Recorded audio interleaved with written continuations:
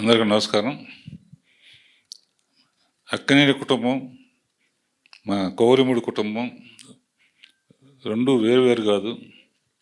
మెడ్రాస్ నుంచి మా నాన్నగారు టైం నుంచి మళ్ళీ నాగార్జున, నేను, ఈ కుటుంబం కలిసే ప్రయాణం చేసాం. ఎన్నో అనుభవాలు పంచుకున్నాం. పర్టికులర్గా ఆయన గురించి మాట్లాడాలంటే రెండు ముక్కలు. ఆయన ఏం చేశారని కాదు, ఏమి ఇచ్చెళ్ళారు. హైదరాబాద్కి అన్నపూర్ణ స్టూడియోస్ లాంటి ఒక గొప్ప తలమానికి ఇచ్చెళ్ళారు. ఎంతోమందికి ఉపాధి కలిగించారు.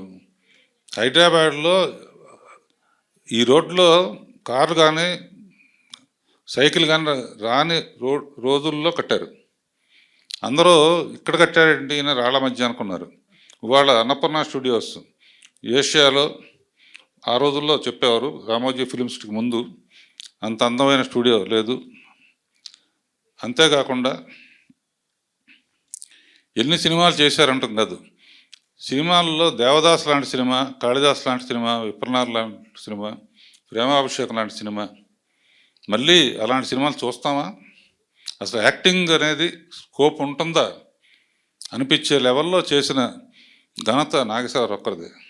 అంతేకాకుండా ఈ జనరేషన్ ఆఫ్ ఆర్టిస్టులకు కూడా ఆ రోజుల్లోనే నాగేశ్వరరావు, రామారావు కలిసి వరదలు వచ్చినా ఏ కష్టం వచ్చినా కూడా జోలి పట్టుకుని రోడ్లెమ్మట తిరిగి డబ్బులు పోగు చేసి ఇచ్చారు.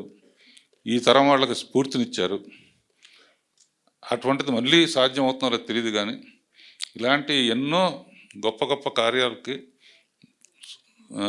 శ్రీకారం చుట్టిన వ్యక్తి నాగేశ్వరరావు. ఆయన ఎప్పుడూ మనతోనే ఉంటారు. ఆయన సినిమాలు ఎప్పుడూ మర్చిపోని సినిమాలుగానే ఉంటాయి. అండ్ అందరూ తప్పకుండా చాలామంది దేవదాస్ చూడాలి అని వెయిట్ చేస్తున్నారు.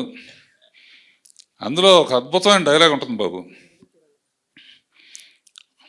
బాధగా లేదా అంటే, బాధపడితే ఏమొస్తాయి, రెండు కన్నీటి బుట్టే కదా అంటే. రెండు మాటల్లో అద్భుతమైన స్క్రీన్ ప్లే డైలాగ్స్ ఉంటాయి అన్నమాట. అలాంటి సినిమాలు మళ్ళీ రావాలని కోరుకుంటూ నాగేశ్వరరావుని మరీ తలుచుకుంటూ సెలవు తీసుకుంటున్నాను. తండ్రి కొడుకులతో చేసే అదృష్టం కూడా నాకు కలిగింది. రామదాస్లో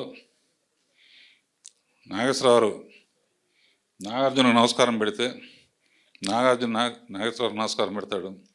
ఏంటి ఈ షాట్ అన్నాడు ఆయన.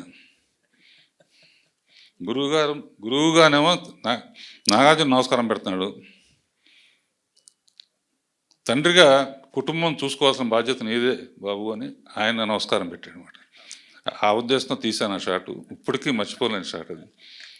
And I'm very lucky to do with father and son. And next generation చూస్తాం, వెయిట్ చేద్దాం. All the best. ఆయన ఎక్కడున్నా మనతోనే ఉంటారు.